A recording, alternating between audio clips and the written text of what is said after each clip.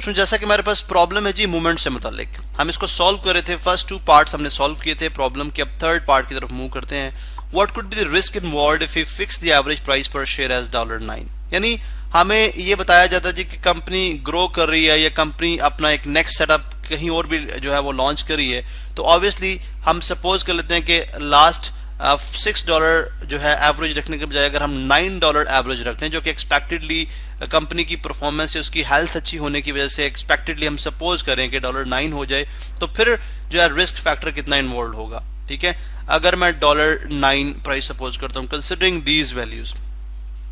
तो उसके लिए जाहिर है कि हमारे पास अगर न्यू मीन आ गया तो हम second movement about new mean find out कर लेते हैं। Second movement about new mean, उसके लिए डेफिनेटली मुझे यहाँ पे जो है वो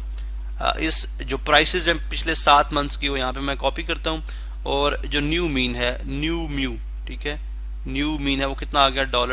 $9। अब इसके यानी इसके अबाउट मुझे M2 फाइंड आउट करना है, second mean about new mean, तो क्या आ जाएगा 4 - 9 का स्क्वायर प्लस 7 - 9 का स्क्वायर प्लस 5 - 9 का स्क्वायर प्लस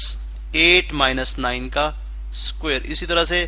प्लस 3 - 9 का स्क्वायर एंड प्लस 6 - 9 का स्क्वायर, होल डिवाइड कर दूंगा 7 के साथ, तो मेरे पास क्या आ जाएगा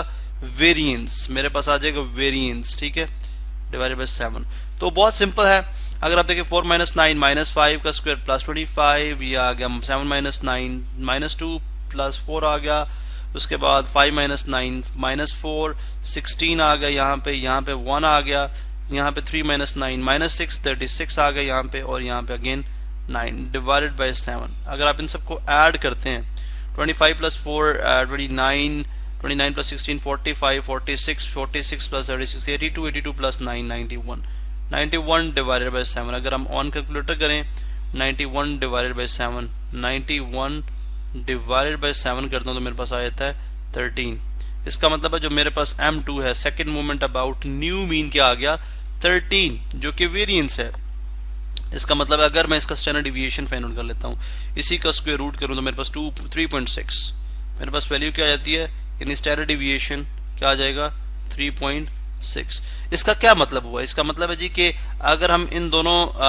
केसेस में को कंपेयर करें, अब अगर हमारे पास रिलेटिवली अगर हम देखें, ठीक है, स्टैंडर्ड डिविएशन यहाँ पे 2 था, यानी यहाँ पे जो है रिस्क फैक्टर कम है, इसका मतलब अगर रिस्क कम है तो प्रॉफिट भी कम होगा, ठीक है, लेकिन यहाँ पे अगर आप देखें तो रिस्क फैक्टर ज्यादा है। अगर रिस्क फैक्टर ज्यादा होगा तो ज़्यादा प्रॉफिट भी ज्यादा होगा, क्योंकि यहाँ पे फ्लक्चुएशन ज्यादा हैं। जब प्राइसेस बहुत लो हो तो हम परचेज कर लें, जब प्राइसेस बहुत हाई हो तो हम उसको सेल कर दें, दैट मीन्स कि हम यहाँ पे प्रॉफिट अर्न कर सकते हैं। तो यहाँ से आपने देखा जी कि मूवमेंट्स हमारी किस तरह से हेल्प आउट करते हैं। अब फॉर एग्जांपल अगर हमारे पास लास्ट 20 या लास्ट जो है वो 30 या 40 मंथ्स की प्राइस पर शेयर उस कंपनी XYZ लिमिटेड की गिवन हो, तो उस केस में हम अगर इसको ग्रुप डेटा में कन्वर्ट कर ले और हमें इसकी फ्रीक्वेंसी डिस्ट्रीब्यूशन जो है वो बना दें, ठीक है, तो उसकी ग्राफ की ऑब्वियसली स्ट्रक्चर बनेगी, ठीक है। ग्राफ जो होगा फॉर एग्जांपल हम देखेंगे जी ग्राफ जो है वो सिमेट्रिकल है, ठीक है, यानी उसकी जो टेल है वो दोनों तरफ अपनी मीन की बोथ साइड पे जो है वो इक्वल है, ठीक है। For example if this is the mean value, अगर डिस्ट्रीब्यूशन में ये मीन वैल्यू हो जाएगी तो इसकी राइट साइड पे भी 50% डेटा, लेफ्ट साइड पे 50% डेटा है, या ये राइट टेल है, ये लेफ्ट टेल है, जिससे हमें ये आइडिया होता है कि कंपनी की प्राइसेस जो है, ठीक है, वो फॉर एग्जांपल अगर यहाँ पे हम कंपनी प्राइसेस ले लें $4, $8, $7, I mean $4, $8, $12 and so on, तो हमें पता चल जाएगा जी कंपनी की प्राइसेस पहले जो है वो बहुत मतलब इस जो है मीन वैल्यू से जो उसकी प्राइसेस कम है वो उसका डेटा सेट कम है, जबकि जो ज्यादा वैल्यूज हैं वो आपकी मीन वैल्यू से राइट साइड पे, यानी राइट साइड की जो है 50% या अबव 50% डेटा में लाई करती हैं। तो यहाँ से हमें इस तरह की इंफॉर्मेशन मिलती है। अब इस चीज को हम आम लफ्जों में कहते हैं स्क्यूनेस, इसको हम क्या आम लफ्जों में क्या कहते हैं स्क्यूनेस। अब स्क्यूनेस फाइंड आउट करने के लिए ज़ाहिर है हम थर्ड मूवमेंट फाइंड आउट करते हैं, पहले सबसे पहले थर्ड मूवमेंट फाइंड आउट करेंगे, फिर थर्ड मूवमेंट को third power of standard deviation, ठीक है, third power of standard deviation से डिवाइड कर देंगे, हमारे पास क्या आ जाएगा स्क्यूनेस आ जाएगी, जो कि हम लेटर ऑन डिस्कस करेंगे। इस तरह अगर हम देखना चाहेंगे पीकेडनेस, यानी कर्व जो है बहुत इसकी पीक है या कर्व जो है वो फ्लैट है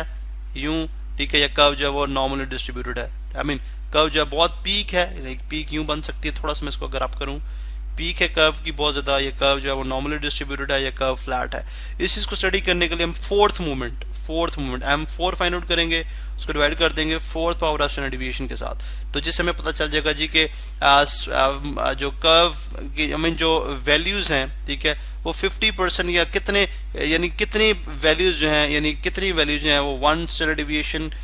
मीन से राइट या लेफ्ट के 1 स्टैंडर्ड डिविएशन के अंदर लाई करती हैं, या कितनी वैल्यूज मीन के राइट और यानी अबव और बिलो 2 स्टैंडर्ड डिविएशन पे लाई करती हैं, कितने % डेटा लाई करता है। तो यहाँ से हमें एडिशनल इंफॉर्मेशन भी मिल सकती है।